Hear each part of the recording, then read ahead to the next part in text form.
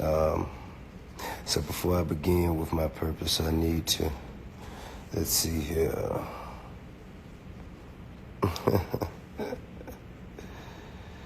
Yes. Good buddy, Sean King, because there's a very important message that we need to convey. What's up, King? Yo, good to see you, man. Man, likewise, bro. So we got a daunting task ahead of us, don't we? Yeah, in Birmingham, Mm-hmm. a brother named Nate Woods was convicted back in 2004 for murder he had nothing to do with. And the crazy thing is, even police and prosecutors admit that he never touched the gun, never shot the gun, but police raided a drug house Right. that Nate was in. And when police came in, somebody in the house shot the police. Now, wait a minute. So, but first of all, cut to today, presently. Yeah.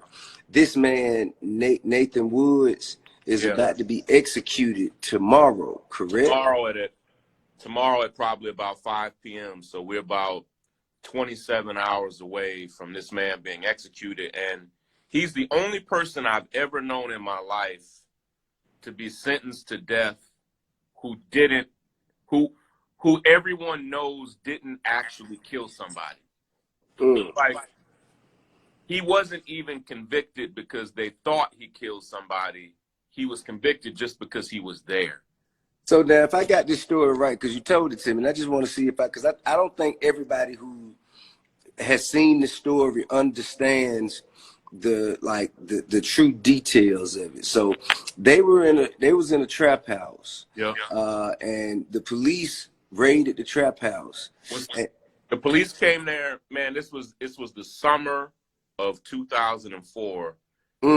Police came there in the morning and knocked on the door, and then they came back in the afternoon and knocked on the door, and then they came back later that afternoon and they said they had a warrant.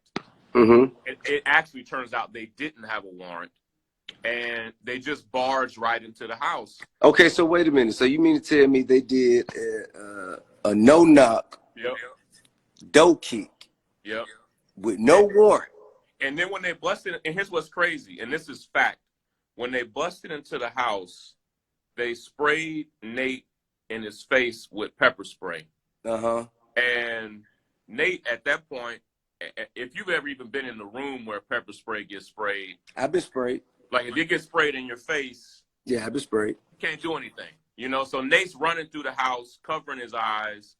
He goes out of a window. He runs to the bathroom, climbs out of the window. While Nate's leaving, there's a shootout between the other man in the house and the police. Did they pursue Nate after he ran and jumped out the window? Get this. Nate walks across the street, sits on the front porch of a home right across this house, and just waits right there. They don't have a chase. He doesn't elude officers. He's on the front porch of the house right across the street, and waits for the police to come because he knows he didn't do anything. He didn't shoot them.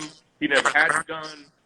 He was traumatized. Like, when the shooting went down, the police and this other guy were shooting at each other. He runs out of the house mainly to get away from the shooting as much as he was trying to get away from the police. And he didn't even think he was going to be charged with anything like murder. And they arrested him that day. And even then, his thought was, they're not going to try me for the murder. There were witnesses. There were people there. There was an officer who survived, and Nate never even touched the guns. And so he never even imagined that they were going to try him with the actual murder. And that's exactly what they did. Okay, so they know he didn't shoot anyone in the house, but does the judge and prosecution know that these officers knocked on this door with no warrant and pretended to have a warrant? See, Nate's attorneys. So now we know that, like, there was no warrant. Like, there is no history, evidence to this day. They didn't have a warrant, and even on the scene, we looked at the police reports. There was no warrant on the scene. They didn't have a warrant. His attorneys, Nate had public defenders, and sometimes public defenders can be amazing. In this case, he got horrible public defenders who didn't even really exploit that to say, hey, this entire ordeal should never have gone down. But because you got to realize this is Birmingham, Alabama, and police officers have been killed, the prosecutors, everybody, they were willing to look past all the things they should have looked at, like the fact that there was no warrant. They just ignored it. And the prosecutors actually offered Nate a plea deal of 20 years. That was in 2004. And Nate was advised not to take that plea deal. And he was told that they would beat that charge. Nate thought he could get free. So now, at this point, what can everyone do at this late hour to bring about some kind of relief or some justice for Nate? You know, just a couple months ago, we fought for a brother named Rodney Reed, who's on death row in Texas, and Rodney was just 4 days away from being executed, and the courts granted him an appeal, and the governor also said that he was going to. A conservative governor in Texas said he was going to stop it. Some of that was because Rodney's case in Texas got so much coverage that it put pressure on people to do the right thing.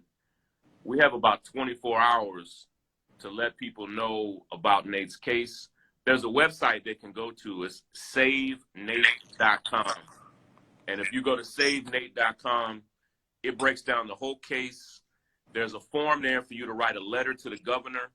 She's one of the only people who could stop it.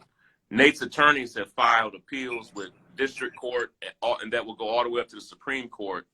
But if those appeals aren't granted and the governor does not give a reprieve of any kind, Nate will be executed tomorrow at probably about 5 o'clock. And, you know, we're doing everything we can to stop it.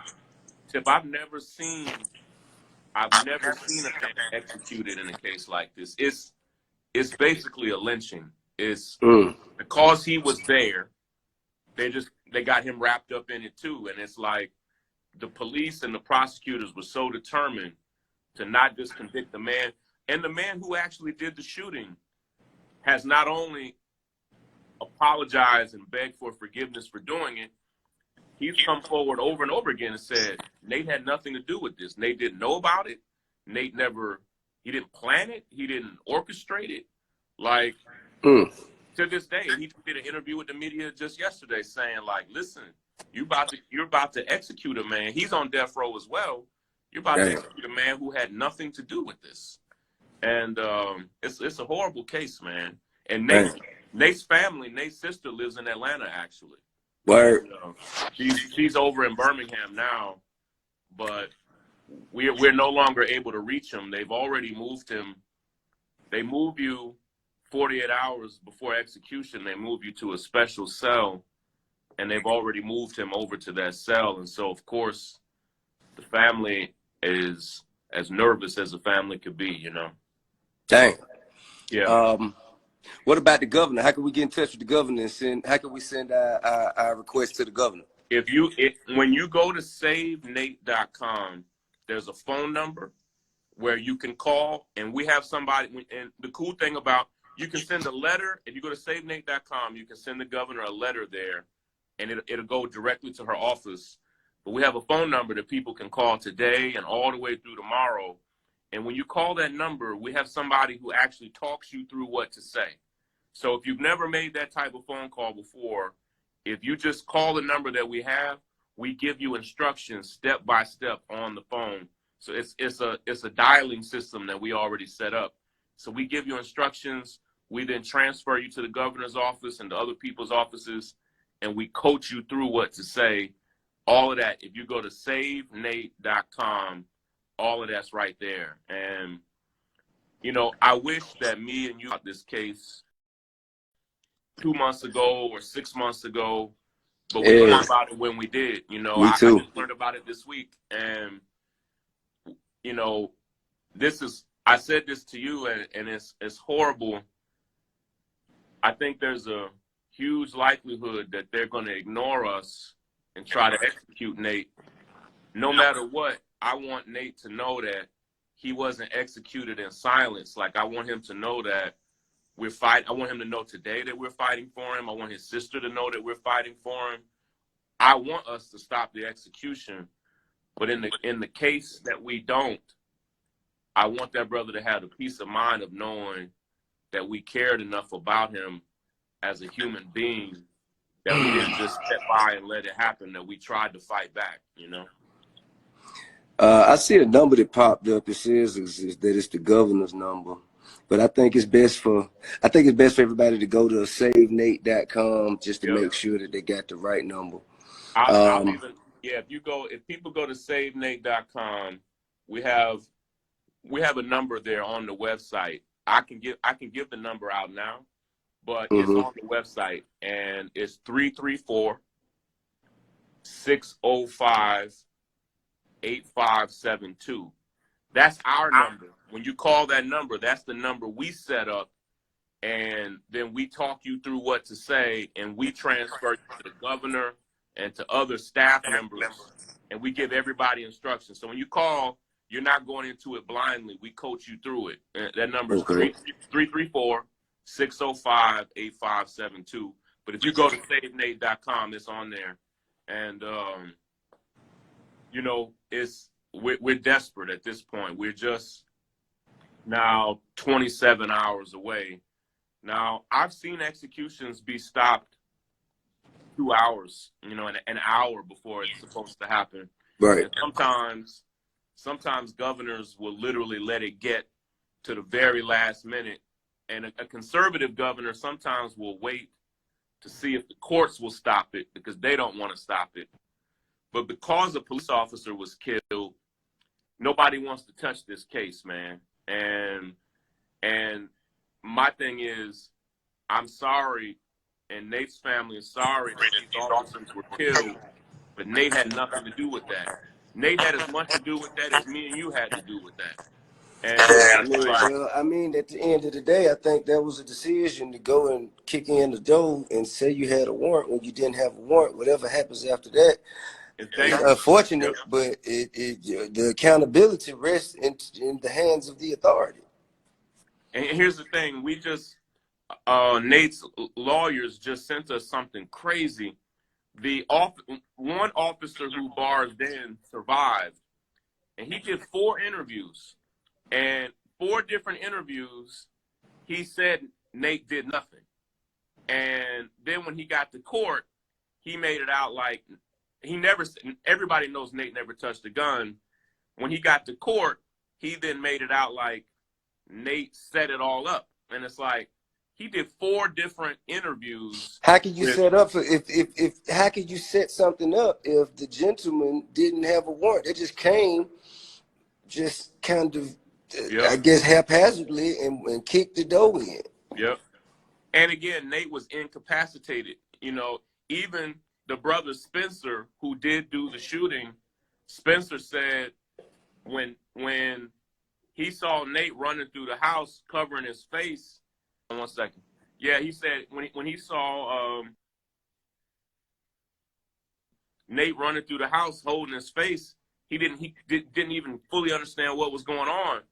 And you know, I know the family of these victims don't want to think of Nate as a victim, but he is a victim in this. Like, he had nothing to do with this, and he's already spent, I mean, we're talking about, he's been in prison for 16 years already.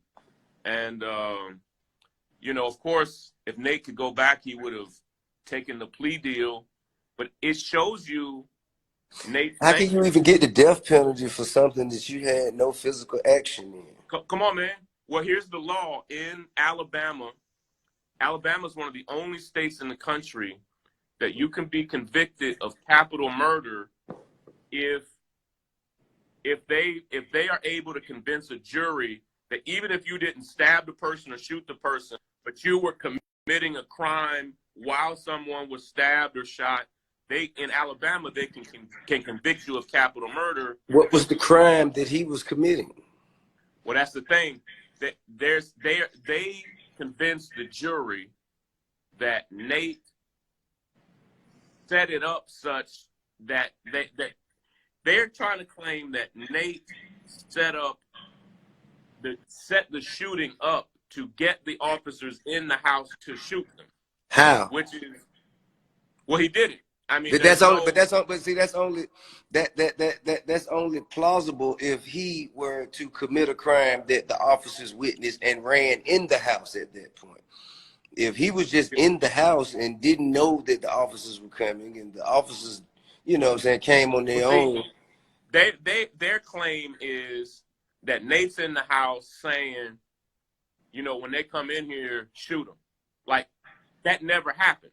Like, the man who did the shooting says that never happened. Like, and to give you a glimpse into Nate's mind, like, they offered Nate a plea deal of 20 years. Like, so why would you offer someone a plea deal of 20 years if you think they committed capital murder? Come on, man. And you get a glimpse into Nate's mind that Nate ultimately believed so much in his own innocence that he didn't take the plea deal. Like, Nate never imagined that they would try and convict him of capital murder and sentence him to death. Like, he never thought that was a possibility. And well, yeah. I think everybody who's, you know, watched this live and everybody who's seen the post, and now they have the information, know what they can do, go to SaveNate.com, because we ain't got but like 27 hours to save this man's life. That's right. And I appreciate you, man, for bringing the story to light. Yep. And thank you for your time, man, for hopping on, you know what I'm saying, and sharing this information with everybody else. Yeah, and if we get a chance, we can check in tomorrow if we get any update and let people know. They can call that number right now. That's that same.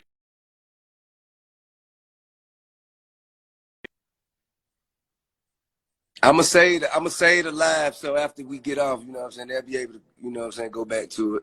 Cool. All right, man. I appreciate it. All right, man. And you know, just keep me updated, man. You know what I'm saying, from hour to hour. Just let me know what's going on. I will, man. Take care. Appreciate you. All right, man. Love. Bye now.